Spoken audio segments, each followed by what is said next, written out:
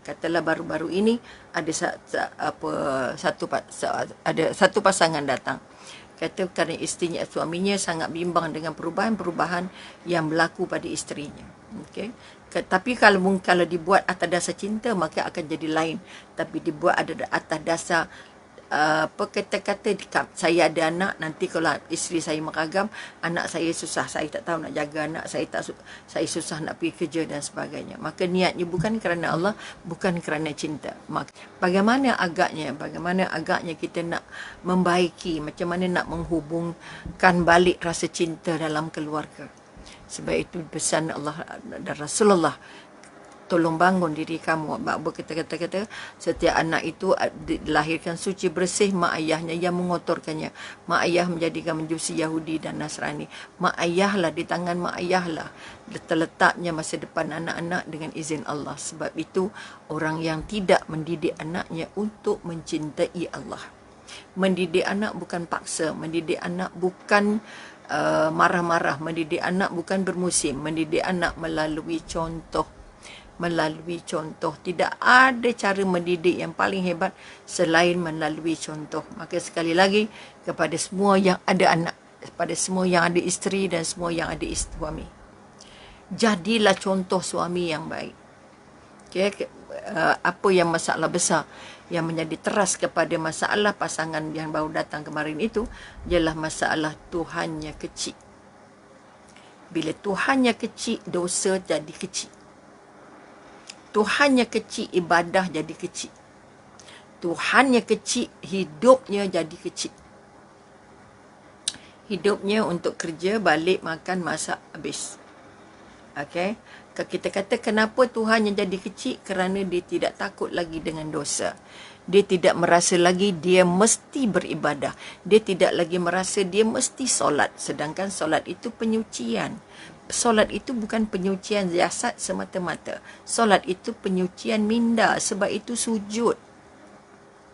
Okay, sujud itu membantu minda supaya benar-benar mindanya tenteram. Sebab itu satu kajian yang ditunjukkan oleh sebuah negara di Florida. Seorang doktor yang menunjukkan posisi paling penting untuk pesakit COVID. Membantu pesakit COVID dan mereka-mereka yang belum, mereka yang diambang serangan COVID ialah berada dalam keadaan sujud.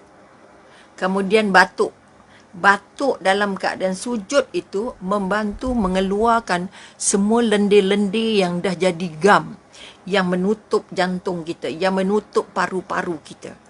Ini kekuatan. Sebab itu kita kata sujud yang lama itu mahal sangat.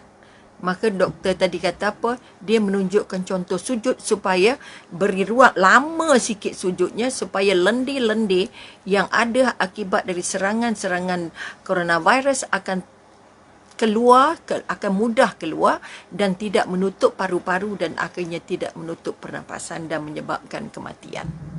Okey. Ini salah satu daripada kekuatan-kekuatan yang ada dalam solat.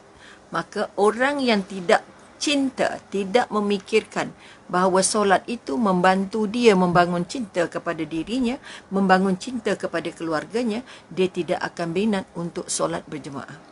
Orang yang tidak berminat dengan solat, dia tidak berminat dengan Allah. Orang yang tidak berminat maknanya buat sungguh-sungguh.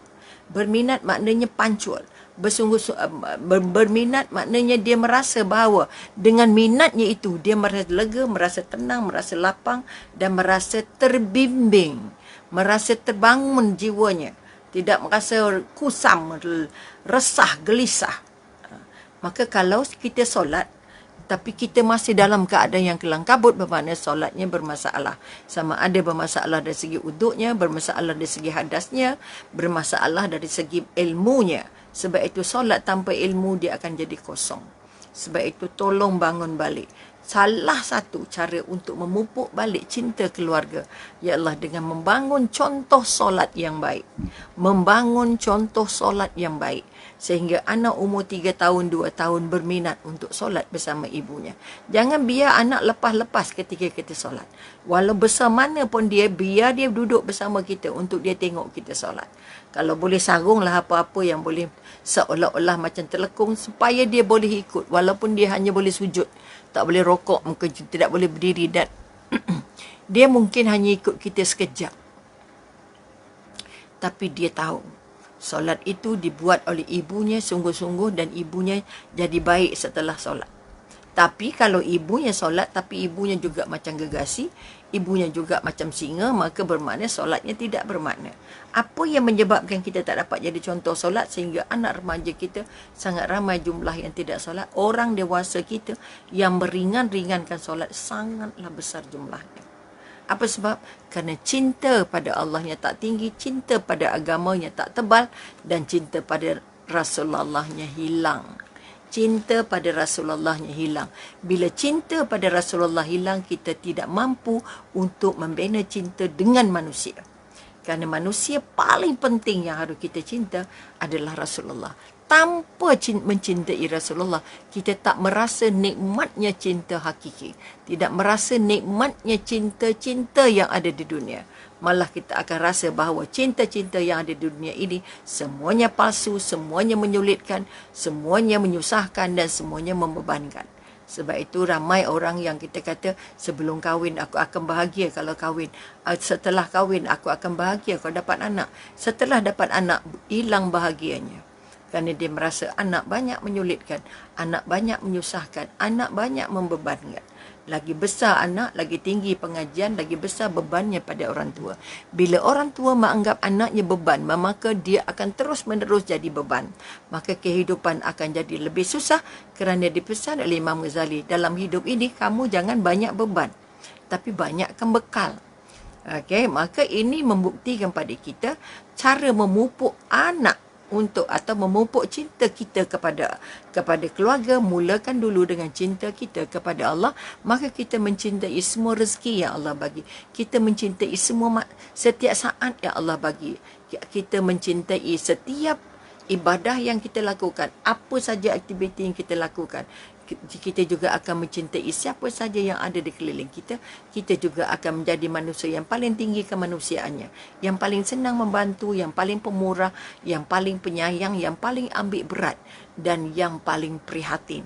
Ini yang tercabut dari rumah kita kerana kita tak sempat memikirkan itu dan tidak sempat menunjukkan kisah itu kepada anak-anak. Sebab itu kita kata pengorbanan yang paling besar yang kita nak angkat ialah belajar untuk memberikan waktu lapang kita. Memberikan waktu lapang kita bersama kepada keluarga. Okay? Bukan hanya bagi hadiah. Bukan hanya bagi ucapan selamat hari lahir. Bukan hanya nak ucapkan all the best, you are the best, tak ada. Berikan masa lapang untuk anak sempat berbual. Berikan masa lapang untuk anak sempat bermain. Berikan masa lapang untuk anak tengok mak ayah dia.